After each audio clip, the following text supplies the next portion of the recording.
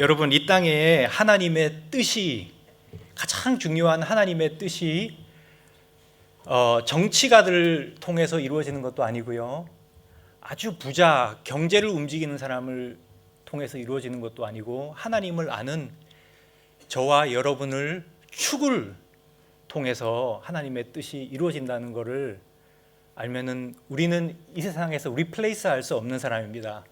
그렇지 않습니까? 어떤 정치가보다 더 중요한, 꼭 있어야 되는 빛과 소금 같은 사람이 바로 크리스찬, 우리 아니겠습니까? 하나님을 알고 말씀을 알고 하나님의 그 계시가 우리 안에 있고 하나님의 빛이 있는 우리. 그래서 그렇게 인사를 하고 우리가 얼마나 중요한가. 이 땅에 이 시대를 향한 하나님의 목적이 우리를 통하지 않고는 이루어지지 않는다. 이것을 우리가 생각해 볼 필요가 있습니다. 그러면 우리가 난 중요하지 않아 이런 생각을 할 수 있을까요? 그렇지 않죠, 그죠? 어떤 상황을 통하여라도 하나님이 우리와 함께 하시고 또 우리를 향하여, 우리를 통하여 하나님의 뜻을 이 시대에 이룰 줄을 믿습니다. 아멘, 아멘. 여러분, 성경이 가지고 있는 특성이 있어요. 어떤 종교 또는 과학책을 통해서라도 있을 수 없는, 불가능한 것이 우리 성경을 66권에 있습니다. 이 성경 66권의 3분의 1 정도는 예언이라는 것을 여러분 알고 계십니까? 3분의 1은 성경 안에 한 1800 정도 이상의 이벤트를 그 일이 이루어지기 전에 예측하고 있어요. 그리고 그것에 대해서 한 80% 이상은 이미 이루어졌습니다. 정확하게 한치의 오차도 없이 이루어졌습니다. 어떤 종교에 가도 우리의 성경과 비교할 수가 없어요. 어떤 과학자에 가도 이 성경의 accuracy를 비교할 데가 없습니다. 그러니까 이사야서 46장 10절 보면요, 하나님 이렇게 말씀하세요. 내가 시초부터 종말을 알리며 아직 이루지 아니한 일을 옛적부터 보이고 이르기를 나의 뜻이 설 것이니 내가 나의 모든 기뻐하는 것을 이루리라 하였노라. 이 우리 하나님이에요. 성경을 빼고는 인류 시작하기 전, 영원부터 창조, 인간 창조의 인간 역사를 통해서 이 인간의 역사가 끝나고 다시 영원으로 갈 때까지 저술한 책은 이 세상에 한 권도 없습니다. 그리고 그 사이에 있는 중요한 이벤트를 계속해서 하나님은 지적하고 말씀을 하세요. 이루기 전에 미리 구약에 이사야서 8세기 BC를 통해서 지금 있을 일, 또 우리 이후에 있을 일 계속해서 말씀하고 계세요. 그래서 과학자들이 오히려 크리스찬이 많다는 거 아니겠습니까? 우리 크리스찬이 그냥 무조건 생각 없이 믿는 사람들이 아니에요. 성경을 잘 보면은 하나님이 살아계시다는 것을 부인할 수가 없어요. 그리고 이 성경이 이 시간과 역사 안에서 적어진 글이 아니라 영원으로부터 역사 전체를 통찰하는 정확한 하나님의 말씀이 적혀졌다는 걸 알 수 있습니다. 부인할 수가 없어요. 거기에 대해서 더 이상 말을 하진 않겠지만은, 근데 우리가 이 예언서를 보면요, 예언서를 공부하면 공부할수록 우리가 시대에 대한 하나님의 뜻과 분별력이 생깁니다. 예언서를 공부하면은 우리 안에 빛이, 꼭 태양이 뜨기 전에 그 모닝스타라고 그래요. 중동에 가면은 모닝스타가 이 비너스인데, 태양이 뜨기 전에 모닝스타가 뜹니다. 이 비너스가 떠요. 새벽에 먼저. 그러면은 와, 해가 뜨는구나 하는데 해가 아니라 비너스예요. 워낙 밝아서. 근데 이 비너스 모닝스타가 아침 별이 뜨면은 그 후에 확실히 아는 게 있는데, 그게 뭐냐? 해가 뜬다는 거예요. 그래서 이 성경, 이 prophecy, 그죠? 예언서를 잘 공부하고 알면은 우리 안에 아침 별이 뜬다. 아멘. 밝아집니다. 속이 밝아지고 인생에 정확한 목적이 생기고요, 하나님이 우리 세대를 향한 뜻이 무엇인가 대한 사명감을 가지고 하나님께서 움직이는 쪽으로 같이 움직일 수 있습니다. 아멘. 네, 우리는 그냥 해파리같이 막 시대의 흐름이 계속해서 주기적으로 오지 않습니까?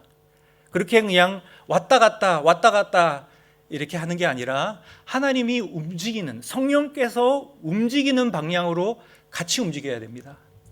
그러면 세대에 대한 통찰력을 가져야 되는데, 그러려면은 우리가 이 성경을 깊이 있게 보고 또 우리 주위에 일어나는 역사와 우리 주위에 어떤 일이 있는가 하는 걸 통찰력을 가지고 관찰할 필요가 있습니다. 그리고 깨어서 기도해야 돼요. 아멘. 네. 그래서 한 사람도, 우리 예수 믿는 사람은 그냥 해파리 같이 돈 벌고 먹고 살려고 그냥 살다가 죽는 사람이 하나도 없어야 돼요. 정확한 목적을 가지고 한 방향으로 계속 나가야 됩니다. 아멘. 그러면은 우리가 전체적인 예언을 보면 예언의 분량이 굉장히 많아요. 그런데 이 예언서를 전체적인 그림을 이해하려면은 우리가 이 사람 뼈를 보면은 척추가 중요하지 않습니까? 그래서 손가락뼈, 마디마딘, 팔뼈에, 그리고 어깨, 결국은 어디로 붙냐면 다 척추에 붙어요. 척추를 바로 잡으면은 전체적인 성경의 예언의 모양이 나옵니다. 그런데 그렇지 않고 어떤 조금만 성경서에 어디 잔잔한 이런 이벤트를 가지고 거기서부터, 손가락에서부터 이 뼈를 지으려고 하면 힘들겠죠, 그죠? 그래서 공룡뼈나 화석이나 이런 거 보면은 척추가 중요해요. 그러면은 척추의 예언이라는 게 있습니다, 성경에. 누가 그 척추를 예언의 척추를 놓았을까요? 다름 아닌 예수님입니다. 네, 아멘. 그리고 신약 성경에 나오는 두 가지 굉장히 중요한 키 포인트가 되는 이 계시가 있어요. 하나는 십자가 사건이에요. 두 번째는 예수님의 재림입니다. 이 두 가지를 교회는 지속적으로 힘있게 선포해야 됩니다. 아멘. 예수님 다시 오세요. 할렐루야. 그냥 맨손으로 오지 않으시고, 예수님이 맨 마지막에 요한계시록 22장에 하는 말이, 내가 내 손에 상급을 가지고 온다 그러세요.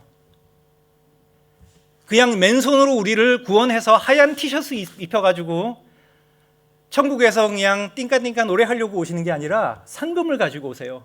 우리가 어떻게 주님을 섬겼는가, 한 사람 한 사람의 물 한 컵 떠준 것까지 다 기억하고 계세요. 할렐루야. 네, 아멘. 그러면 이 척추가 어디 있냐면은 마태복음 24장에 있어요. 마태복음 24장. 마태복음 24장인데 24장이 있고요. 그다음에 마가복음 13장이 있고요. 누가복음 21장, 이렇게 세 장이 있습니다. 이 세 장이 그 올리벳 디스코스라 그래요.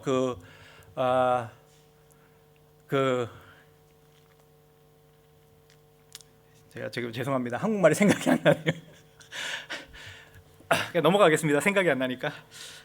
올리벳 디스코스인데 세 가지, 마태복음, 마가복음 13장, 누가복음 21장을 여러분 세 장을 펴놓고 같이 비교하면서 천천히 읽어보시면은 굉장히 많은 각도에 도움이 됩니다. 이렇게 보면은 우리가 왜 이렇게 성경에 복음서가 이렇게 했던 말을 또 하고 하나, 조금씩 다르기도 하죠, 그죠? 그래서 어떤 사람은 성경이 부정확하다 하는데 절대 그렇지 않아요.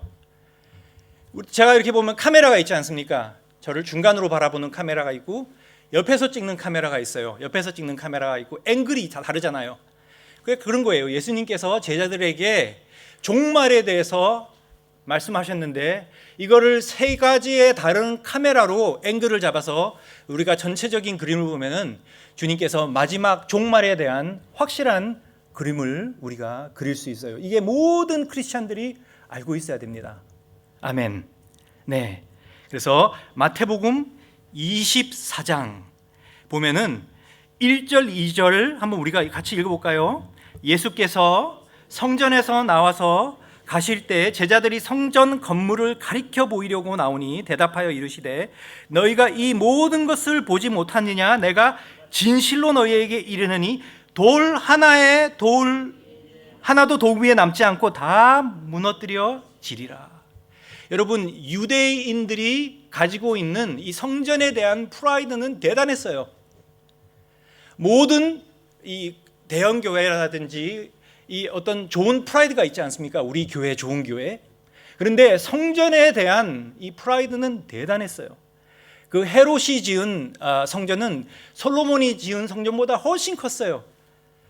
그래서 이 유대인들의 자부심이 없고 민족적인 자부성을 굉장히 가지고 있었어요. 그래서 제자리면서 예수님 성전 보세요, 성전 보세요 하고 자랑을 하지 않았겠어요? 그때 금으로 막 쌓이고 대단했어요. 근데 예수님이 그 성전을 보고 하나도 와 안 하셨어요.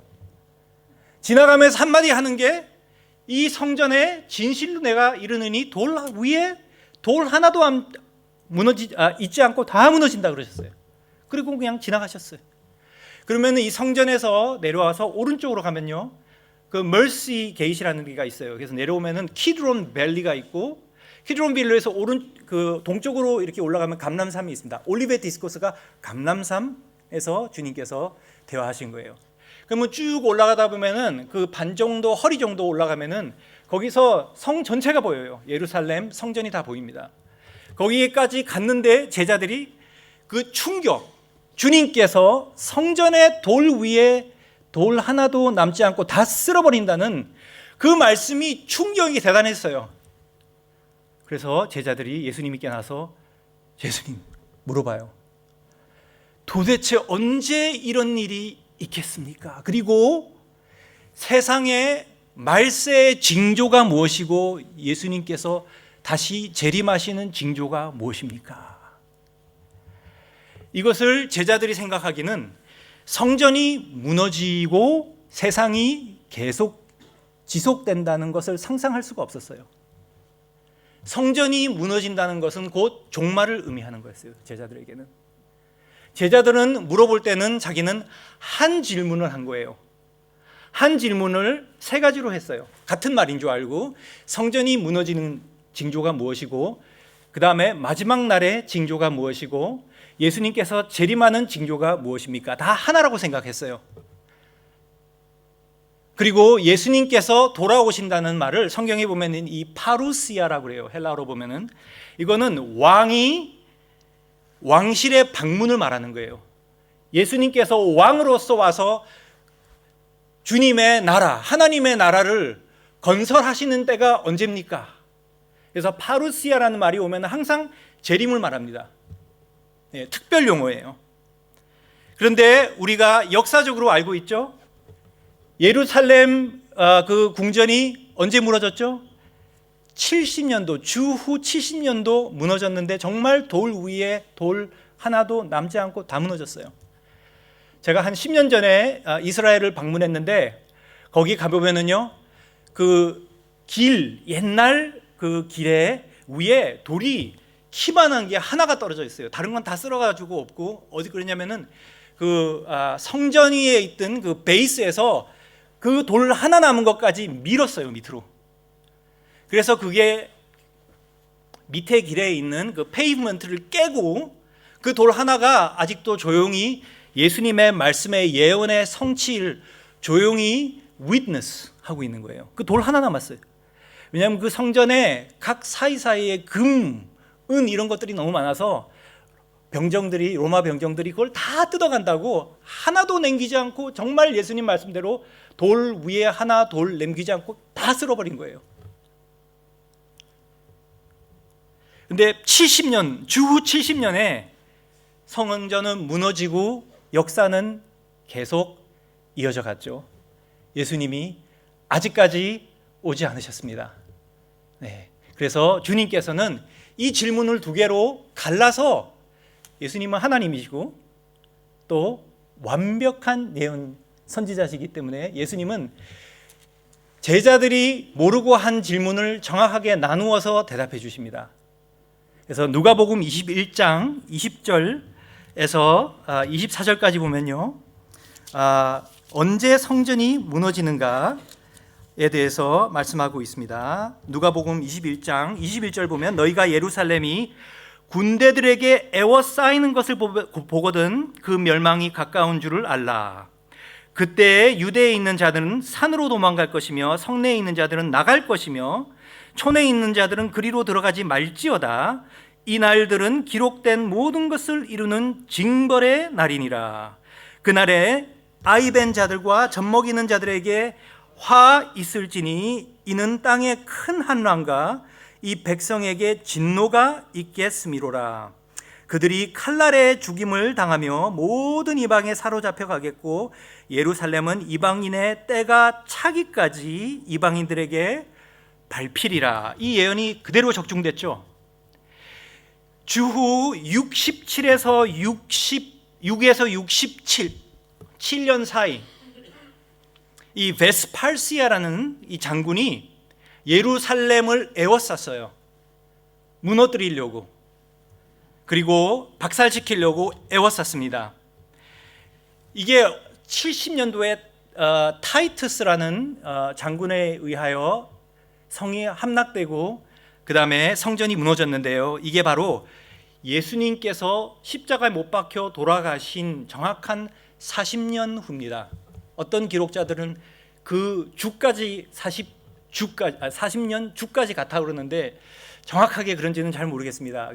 왜냐하면 역사 기록이 조금씩 다릅니다. 그래서 그런데 40년 되던 해에 예수님이 하신 말씀이 그대로 들어왔어요. 그런데 이 베스팔시아라는 그 장군이 에워싸고 예루살렘 성을 속에 있는 사람들을 굶어 죽이려고 그랬죠. 그를 시지라 그러는데 포위를 했죠. 포위를 하고 속에서 사람들이 굶주리기 시작했어요. 그런데 여러분도 아마 들었겠죠. 그 유명한 악독 높기로 유명한 로마의 황제 네로가 미쳐서 자살을 했습니다. 그래서 베스팔시안이 다시 황제로 임명받으려고 로마로 불려갔어요. 불려가는 동안에 어떻게 되죠? 에워쌈이 포위가 풀렸어요. 67년에서 70년까지 3년이라는 기회가 있었어요.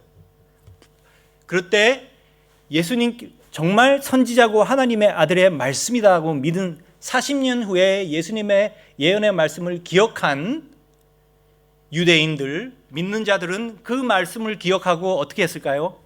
성 밖으로 나갔어요. 그때. 그래서 어디로 갔냐면은 저 유다에 있는 산간 지방으로 갔는데 역사에서 말합니다. 펠라라는 곳에 많은 믿는 사람들이 도망갔어요. 그리고 거기에서 살아남았고 기독교 예수님을 믿는 커뮤니티를 만들었어요. 그런데 이 애워쌈이 있으면요 어떤 일이 있냐면은 들에 있는 사람들이 불안하기 때문에 예루살렘 밖에 있는 사람들이 성으로 들어와요. 예수님이 한 말이랑 거꾸로 했어요. 많은 사람들이 이 포위가 풀렸을 때 됐다. 그리고 예루살렘 성으로 다 들어왔어요. 그래서 예루살렘에 이 인구가 폭발을 했습니다. 그런데 그러니까 타이투스가 다시 70년에 에워쌌을 때는 그 다음에는 모든 것이 무너지고 있는 사람들이 죽임을 당할 때까지 이 포위가 풀어지지 않았다는 거죠. 얼만큼 예수님의 이 하나님의 말씀의 예언을 또는 말씀을 듣고 순종하는 것이 얼마나 중요한지 모릅니다. 아멘. 네. 그래서 이때 이 역사가 이렇게 얘기해요. 그때 적어도 150만 명의 유대인들이 칼로 죽고 또 굶주림 당해 죽고 그 다음에 많은 자들이 노예로 팔려갔는데 100국가 이상으로 다 흩어졌어요. 그때 이 적은 글들을 보면은 너무나도 기가 막혀요. 그 속에 예루살렘에 굶주리는 사람들이 하수 오물을 먹고 자기 신발을 태워서 먹고요. 어떤 자들은 자기 자녀까지 잡아먹었다는 그런 무서운 말이 있습니다. 이것은 저주입니다. 신명기 28장에 가장 하나님의 저주 중에 가장 낮은 저주가 부모가 자식을 잡아먹는 거예요. 끔찍한 일이 생겼어요. 주님께서 말씀하시기에 이날은 기록된 모든 것을 이루는 징벌의 날이리라. 그대로 이루어졌죠. 언제까지요? 예루살렘이 이방인들의 때가 차기까지 이방인들에게 발필이니 말씀하셨어요. 이방인들이 예루살렘을 차지하고 지배했다는 거죠. 그리고 이방인들이 예루살렘이 누구한테 준 땅입니까? 아브라함 자손에게 준 땅이지만 이방인들이 그 땅을 밟는다는 거예요. 언제까지 그랬죠? 1948년 1900년 동안 각 100나라 이상으로 120나라로 흩어진 유대인들이 다시 돌아왔어요. 이거는 홍해를 가르는 기적과 맞먹는 기적입니다. 여러분, 이 세계 역사상 3대를 지나고 그 땅과 언어를 뺏긴 민족이 다시 돌아와서 다시 국가가 된 나라는 하나도 없습니다. 1900년 다시 돌아왔어요. 그리고 1967년 6.1 전쟁으로 예루살렘 성을 다시 이 유대인들이 손안에 넣었죠. 그렇지만 성전과 그 옛 예루살렘 성은 아직도 요르단이 관할하고 있습니다. 자, 그러면 이게 첫 번째 해답이죠. 예수님께서 성이 군대에 에워싸이는 것을 보면은 어디로 어떻게 하라고요? 산으로 피하라. 그 말씀을 기억하고 순종한 자들은 살았고요. 그렇지 않고 거꾸로 한 사람들은 죽었습니다. 자, 두 번째 질문에 주님께서 대답하신다. 마지막 때 징조들과 예수님 오시는 징조가 무엇이냐 하는데요. 4절에서 6절 마태복음을 보면요, 예수께서 대답하여 이르시되 너희가 사람의 미혹을 받지 않도록 주의하라. 많은 사람이 내 이름으로 와서 이르되 나는 그리스도라 하여 많은 사람을 미혹하리라. 난리와 소문을 듣겠으나 너희는 삼가 두려워하지 말라. 이런 일이 있어야 하되 아직 끝은 아니니라. 무슨 말씀이죠? 이게 시대의 전반적인 흐름이라는 거예요. 이것이 마지막 때의 징조는 아니에요. 여기서 지금 말씀하신 말씀들이. 그런데 이 구글로 그냥 설치해 보면 바로 나옵니다. 예수님께서 이 말씀을 하신 후에 유대 민족 안에서 자기가 메시아라고 나타난 사람들이 그냥 탁 눌러보면은 50명 이상입니다. 예수님이 십자가에 못 박혀 주시고 수많은 유대인들이 나와서 내가 메시아라 그랬어요. 예수님의 말씀 그대로예요. 자기가 메시아라 하는데, 내가 크라이스트다 하는데, 내가 부다라 하는 사람은 없어요. 그죠? 다 크라이스트래요. 예수님 말 그대로. 예언의 말씀이에요. 두 번째, 이 땅에 사는 동안에 난리와 소문, 이게 무슨 말이냐면 전쟁 소문을 말하는 겁니다. 전쟁과 처처에 이런 소문들, 이 계속 있고 계속한 전쟁, 이 인간 이 역사가 점점 어지러워진다는 거예요. 점점 피 흘림이 많아지고요, 살기가 점점 어려워진다는 거예요. 좋아지지 않고. 그런데 이것이 마지막의 징표는 아니다. 이건 전반적 흐름이다. 그렇기 때문에 이런 것을 보고 두려워하지 말라. 두려워하면 안 됩니다. 아멘. 그러면은 자 7절을 보면요, 여기서 이 24장에 보면은 이 말씀이 여기서 그때 계속해서 7번 나옵니다. 한국 성경에. 근데 원어를 보면 이게 토테라는 말인데 then 그 후에 또는 그때 해서 이거 굉장히 시간적인 관념을 말하는데 보면은 9번 나와요. 그러니까는 9번의 스냅샷을 일이 있은 후, 일이 있은 후, 일은 있은 후, 일은 있은 후, 예수님께서 딱딱딱 이 슬라이드라 그러죠. 슬라이드를 보여주시는 거예요. 마지막 때 어떤 일이냐. 첫 번째 슬라이드를 보겠습니다. 첫 번째 슬라이드 7절 8절 한번 같이 읽어볼까요? 민족이 민족을, 나라가 나라를 대적하여 일어나겠고 곳곳에 기근과 지진이 있으리니 이 모든 것은 재난의 시작이라. 징조의 첫 번째 사인들을 주시는데요, 첫 번째 사인은 세상에서 일어나는 일들입니다. 그리고 그 후에 보면은 교회 안에 일어나는 마지막 때의 징조가 있고요. 그 다음에 좀 더 가면은 이스라엘 땅에서 일어나는 마지막 때의 징조에 대해서 주님께서 말씀해 주십니다. 근데 세상에서 일어나는 여러 가지 징조 중에 시작이 무엇이냐? 네, 이 민족과 민족의 전쟁이라는 거예요. 인종 청소라는 말 들어보셨어요? Ethnic cleansing이라는 말이 나온 지 100년이 안 됐을 겁니다. 다른 민족의 씨앗을 말려버리겠다는 민족과 민족의 전쟁 또는 인종차별, 그죠? 이것도 그렇게 오래되지 않았어요. 100년? 좀 더 됐을 거예요. 인종, 전쟁, 그리고 킹덤, 나라와 나라, 이거는 킹덤의 킹덤, 이거는 세계 권력 투쟁, 경제, 정치적 전쟁을 말하고 있어요.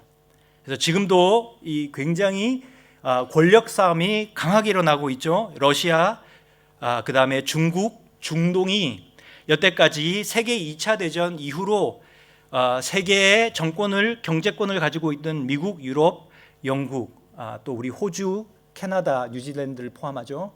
그 리더십을 뺏으려고 굉장한 치열한 싸움을, 지금 경제적 싸움을 하고 있습니다. 그리고 우리가 20세기에 들어와서 그전에는 인류 역사상 없었던 두 가지 이벤트가 있어요. 세계 1차 대전, 2차 대전. 1차 대전에 1700만이라는 사람이 죽고요. 2차 대전에 6천만이라는 사람이 죽고, 그리고는 많은 남자들이 전쟁을 가서 아버지들이 집에 돌아오지 않았고요. 집으로 돌아와도 온전한 사람으로 펑션할 수가 없었어요. 그래서 첫 번째, 아버지 없는 가정들이 일어나기 시작했습니다. 그래서 우리가 그 세계 1차 대전, 2차 대전의 세계와 지금 세계는 너무 달라요. 가정, 오히려 정부가 가정을 책임지고 자녀를 책임지는데 그렇지 않았어요. 그전에는. 그것이 하나님의 뜻이 아닌 줄 믿습니다. 아멘. 그래서 그리고 뭐 어떤 일이 일어난다고요? 기근, 그죠? 전쟁, 그 다음에 전염병들. 누가복음 보면 전염병들, 기근과 전염병들은 같이 지나가고 있죠. 지금 4천만의 사람들이 매년 굶어 죽고 있는 걸 아십니까? 온 세계. 주님께서 하신 말 그대로고, 여러분 한번 찾아보세요. 10년 전부터 지금 earthquake, 지진이 일어나는 걸 보면은 이렇게 급하학적으로 이렇게 올라갑니다. 그대로 마지막 때에 여러 가지 이것들이 징조들이라고 그러죠. 그런데 이게 재난이 시작이라. 근데 이 원어로 보면은 재난의 시작이라는 말이 무슨 말이냐면 출산의 고통이 시작이란 말입니다. 출산의 고통. 그러니까는 저는 아이를 안 낳았지만 제 와이프가 아이를 낳는 걸 봤어요. 출산의 시간이 가까우면 어때요? 이 컨트랙션이라고 그러죠. 이게 쪼이는 게 더 세고, 그 다음에 쉬는 간격이 더 좁아지죠. 그런 것 같이 이 지구가 진통을 겪는 거예요. 여러 가지 재난과 또는 화살 폭발, 전쟁과 죄 폭발, 이런 것들이 지구가 진통을 겪어요. 제가 한번 우리 아들 낳을 때 제 와이프가 너무 아파하니까 에피주로를 안 넣고 그 나이트록사이드 있죠? 해피게스라 그러는데 아파하니까 제가 너무 당황을 한 거예요. 처음 봤어요. 그래가지고 그거를 알아서 이제 뭐 20%에서 뭐 60% 이렇게 줘야 되는데 저는 그냥 맥시멈으로 풀로 그냥 딱 해가지고 와이프한테 아프지 말라고 줬어요. 그러더니 그걸 좀 봤더니 좀 있다가 이 와락가락 해가지고 딜리리움이라고 그러죠. 저를 보고 샥 웃더니 애가 나왔는데 거짓말하는 거지. 그래요. 제가 얼마나 무서웠는지 바로 에피주로를 놓고 애를 낳았어요. 처음 봤어요. 호랩이 되는 줄 알았어요. 출산의 고통. 여러분, 여기 남자분들 특별히 아이를, 와이프가 고통을 당하죠. 그럼 어떻게 해요? 너무 놀래요. 너무 놀랐는데, 그렇다고 의사 선생님 이거를 바로 중단해 주세요. 도저히 안 됩니다. 이거를 막아주세요 하는 사람이 있습니까? 없죠. 왜 그렇지 않죠? 왜냐하면은 아이가 나오니까, 해산을 하니까 그 아이가 나오는 기쁨에 출산의 고통을 잊어버린다고 하지 않습니까? 그러면 이 출산에 아이가 나온다는 게 뭐죠? 예수님이 오시는 거예요. 그리고 이 땅에 하나님의 나라를 건축하는 겁니다. 이것이 지상 가장 우리가 할 수 있는 첫 번째입니다. 그리고 우리가 맨날 기도하잖아요, 그죠? 주기도문 나라에 임하옵시고, 예수님 빨리 오시라는 게요. 그러려면 어떻게 해야 돼요? 예수님의 뜻이 하늘에서 이루어지는 것 같이 땅에서도 이루어져야만 예수님이 오실 수 있다는 거예요. 그 기도입니다. 매일 하는 기도가. 아멘. 네. 그러면은 이 출산의 고통, 우리가 이렇게 돌아보면은, 여러분 출산의 고통을 눈에 보입니까? 신문 보고 뉴스 보면은 많이 보이죠. 특별히 이 코비드 끝난 다음에 지금 세계가 밀쳐 날뛰는 것 같아요. 전쟁의 전쟁. 제가 2년 전에 2022년에 1월 달 첫 번째 설교할 때 세 가지를 유심히 보라 그랬어요. 첫 번째, 유크레인과 러시아의 전쟁이 일어나는 걸 보라 그랬어요. 두 번째로, 이스라엘 안에서 일어나는 전쟁을 지켜보라 그랬어요. 세 번째로, 중국과 타이완에서 미국과 싸우는 것을 지켜보라고 설명을 한 적이 있습니다. 그런데 세 개 중에 두 개가, 그 말씀을 하고 3개월 안에 하나가 터지고 지금 또 터졌죠. 네. 지금 굉장한 급격히 이 변화, 세계가 변화되고 있는 걸 아시죠? 이때 우리는 무서워해야 될까요? 어떻게 해야 돼요? 예수님께서 누가복음 21장 28절 보면은 이런 일이 되기를 시작하거든 일어나 머리를 들라, 너의 속량이 가까웠느니라 하시더라. 우리의 속량, 우리의 redemption draws near. 모든 것에서, 이 세상의 이 어지러운 것에서 해방되는 것이 가까워 왔다. 머리를 들라. 우리 머리를 들어야 돼요. 이런 일이 있을수록 주님의 오시는 때가 가까워 왔다. 할렐루야. 우리에게 좋은 거예요. 아멘. 예, 우리가 목적을 가져야 돼요, 이럴 때. 자, 그 다음에 두 번째 9절에서 보면요, 여기서 교회 안에 어떤 사인들이 있는가? 9절, 10절, 11절에서 13절까지 한번 읽어볼까요? 그때에 사람들이 너희를 환난에 넘겨주겠으며 너희를 죽이리니 너희가 내 이름 때문에 모든 민족에게 믿음을 받으리라. 잠깐만요. 근데 여기 너희를 세 번 나오잖아요. 이 너희가 누굽니까? 너희는 우리래요. 맞습니까? 너희가 우리 맞나요? 예, 저는 맞는 것 같습니다. 이런 일들이 점점점 일어나고 있지 않습니까? 예수님께서 하신 말씀은 하나도 틀린 게 없습니다. 아멘. 자, 10절. 그때에 많은 사람이 실족하게 되어 서로 잡아주고 서로 미워하겠으며 거짓 선지자가 많이 일어나 많은 사람을 미혹하겠으며 불법이 성함으로 많은 사람의 사랑이 식어지리라. 그러나 끝까지 견디는 자는 구원을 얻으리라.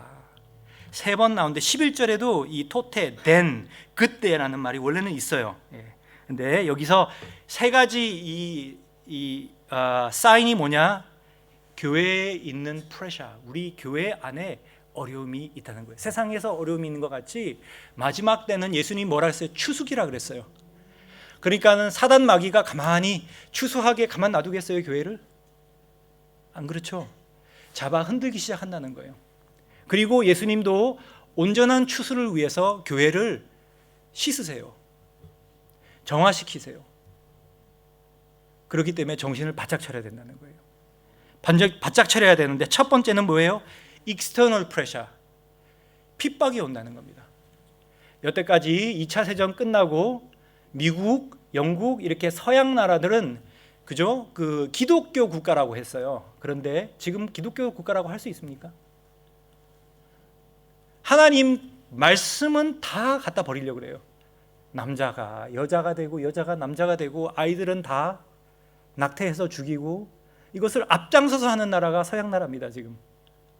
그리고 슬슬슬 서양에서도 기독교에 핍박이 오기 시작합니다. 지금 멜번에서 벌써 통과했어요. 가서 밖에서 노방전도 하고 하나님 말씀에 남자는 남자고 여자는 여자래요. 그러면 어떻게 돼요? 새고랑 차요. 있을 수 없던, 상상할 수 없는 일들이 일어나고 있습니다. 네, 첫 번째, 익스터널 프레셔. 두 번째는 뭐죠? 내부의 압력. 내부의 압력인데요. 그때 많은 사람이 실족한답니다. 믿음을 버리고 넘어진다는 거예요. 왜 넘어지냐? 왜 넘어지겠어요? 서로 미워하니까. 이게 스캔들이라는 말 아시죠? 예, 이 원어로 스캔들이에요. 스캔들. 교회에 스캔들이 많다는 거예요. 그래서 서로 잡아준다는 말이 서로 배신한다는 말이에요. 감정이 상해서 배신하고 서로 미워하고 물어뜯고 스캔들이 많다는 거예요. 교회 안에 불미스러운 일도 많고 비리도 많고, 이걸 예수님께서 말씀하셨는데 사랑이 가장 중요한 거는 사랑이 싫어서 그렇다는 거예요. 그러니까 우리가 첫사랑을 잃어버리면요, 그냥 교회는 하나님이 문 닫으세요. 아멘. 요한계시록 2장에 보면은 첫 번째 주님께서 하시는 말씀을 하시는 교회가 에베소 교회인데, 가장 아름다운 전통적이고 말씀이 강하고 일이 넘치는 사도들이 거기 갔어요. 사도 바울이 거기에 있었고요, 사도 요한이 거기 있었고. 그런데 예수님이 뭐라면, 너가 첫사랑을 회복하지 않으면은 촛대를 뺏겠다. 그건 뭐예요? 교회 문 닫겠다는 거예요. 예수님이. 지금은 문 닫았어요. 첫사랑을 간직하라.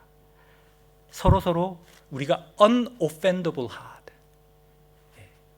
이 offense, 스캔들, offense가 없도록 우리 마음을 잘 가다듬는 것이 마지막 때를 준비하는 아주 중요한 신자들의 준비된 것을 믿으시면 아멘 해주시기 바랍니다. 네. 다른 데서 뭐라 그러더라도 내 마음은 하나님과 우리 관계에서 촉촉하게 있고요, 용서를 내가 살아남기 위해서 해야 됩니다. 나의 신앙이 식지 않기 위해서는 용서해야 돼요. 다른 사람이 뭐하고 나하고 관계가 없어요. 용서라는 건 내 안에 하나님과 나의 1대1의 관계예요. 아멘. 이 용서가 넘쳐나는 우리 시드니 스모잉가 될 것을 믿습니다. 아멘. 세 번째는 뭐죠? 영적인 압력이 는다는 거예요. 거짓 선지자들 많이 나온다고 말씀하세요. 예수님께서 마지막 때에 말할 때마다 첫 번째로 주의를 주신 게 뭐냐면은 거짓 선지자예요. 영적인 혼란. 그런데 우리는 이제 성령에 꽉 차고 하니까는 우리는 괜찮아 하고 이렇게 자족하시면은 위험합니다. 위험해요. 성경을 알아야 되고요, 하나님 말씀을 사랑하고 진리를 사랑해야 됩니다. 아멘. 진리를 사랑하고 타협하기를 싫어해야 돼요.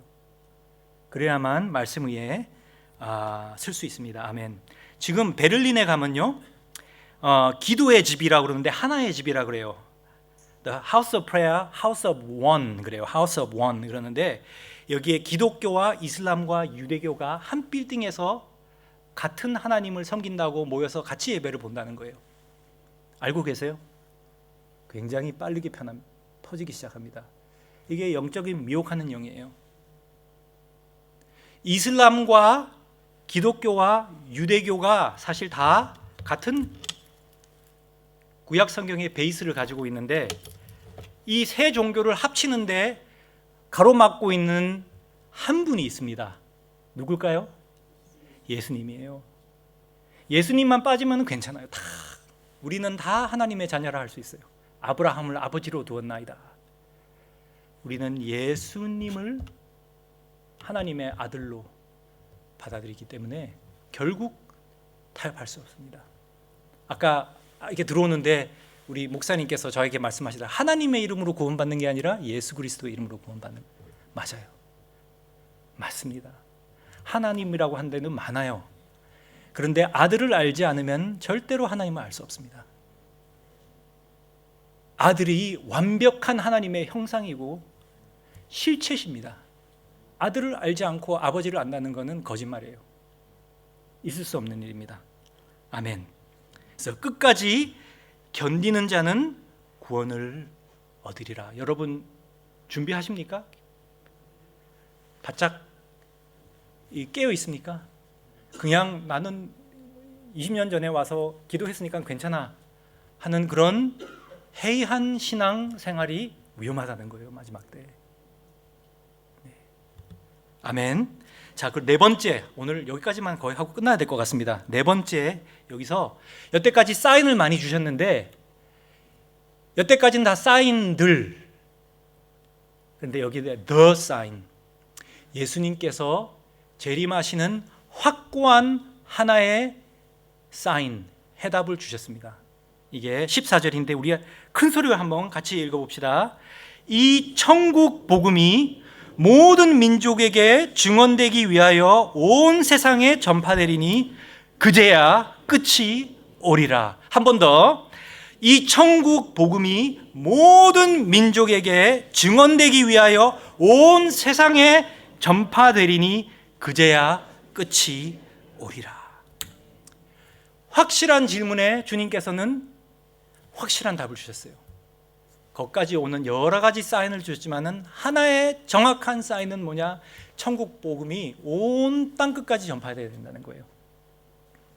베드로서 3장 11절 12절 말씀을 보면요, 베드로가 이런 말씀을 합니다. 이 천국 복음이 모든 인류에게, 이게 아니라 이거는 방금 읽은 거고요. 하나님의 날이 같이 읽어볼까요? 임하기를 바라보고 간절히 사모하라.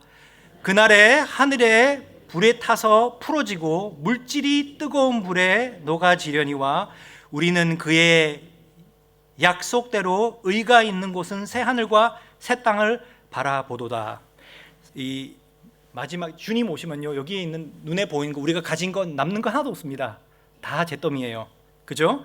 하나님의 날이 임하기를 바라보고 간절히 사모하라 하는데요, 제가 이 사모하라는 말을 제가 헬라어로 읽어드릴게요. 근데 아실 거예요. 무슨 말인지 한번 게스해 보세요. 스피도 무슨 말이죠? 우리가 이거 수영복 스피드 예. 빨리, 헤이슨이라 그래요. 헤이슨. 빨리 임하도록 우리가 함께해서 끌어당기라는 거예요. 우리가 하나님의 이 뜻을, 우리 세계 향한 이 뜻을 우리가 참여하여 예수님의 재림이 빨리 오도록 우리가 같은 뜻으로 일을 하라는 거예요. 그러면 예수님이 빨리 올 수 있으면 어떻게, 우리가 예수님의 뜻을 빨리 이룰 수 있으면 지상에 예수님이 빨리 오시는데, 우리가 더디 하면은 어떻게 돼요? 예수님을 빨리 못 오시게 하는 거랑 같다는 거죠. 근데 여러분, 이 세상에 아무리 우리가 축복받고 아무리 좋은 세상에 살아도 세상에는 아픈 것들이 너무 많습니다. 여러분도 아무리 축복 안에 있고 우리가 구원을 받아도 살다 보면은 슬픈 날이 더 많을까요? 즐거워서 뛰는 날이 더 많을까요? 슬픈 날 많지 않습니까? 이것을 확실하게 해결하는 방법은 하나예요. 예수님이 오시는 거예요. 그 부조리들, 그 많은 악들, 넘치는 악들 완전하게 제거하고 새 하늘과 새 땅, 예수 그리스도의 하나님의 의가 있는 나라를 건설하려면은 예수님이 오셔야 돼요. 예수님이 오시려면은 복음이 땅까지 끝까지 가야 됩니다. 그럼 뭐죠? 선교하는 교회가 돼야 됩니다. 아멘. 전도하는, 선교하는, 기도로 동참하고 이 복음이 땅 끝까지 가도록 우리 깨어서 기도하고요.